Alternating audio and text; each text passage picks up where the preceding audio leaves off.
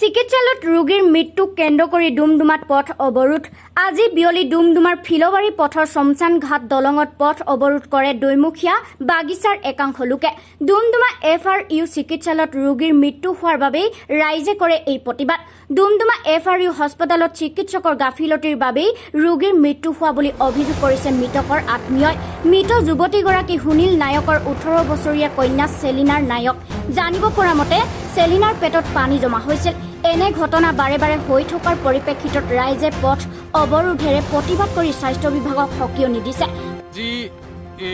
যিটো পেচেণ্ট আছিনা নায়ক বুলি চেলিনা নায়ক বুলি ছোৱালী এজনী ইয়াত ডুমডুমা চিভিল হস্পিটেলত অনা হৈছিলে আৰু মেডিকেলত অনাৰ পাছত ডক্টৰ ৰঞ্জিত দাস উপস্থিত থকাৰ সত্ত্বেও ইয়াত যে তেখেতে আহি কিনে ট্ৰিটমেণ্ট নোচোৱাৰ কাৰণে পেচেণ্টজনক নোচোৱাৰ 4 ঘণ্টা পৰ্যন্ত নোচোৱাৰ খাতিৰত আৰু বেলেগ হস্পিটেলত ৰেফাৰ নকৰাৰ পৰিপাটিত আজি এই ঘটনাটো হ'বলৈ পাইছে আৰু এই ছোৱালীজনীৰ মৃত্যু সাৱটি ল'বলগীয়া হৈছে।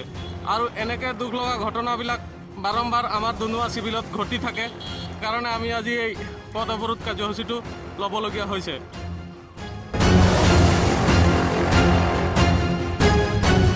তিনিচুকীয়াৰ পৰা Dipen Lahkar report, time live Assam.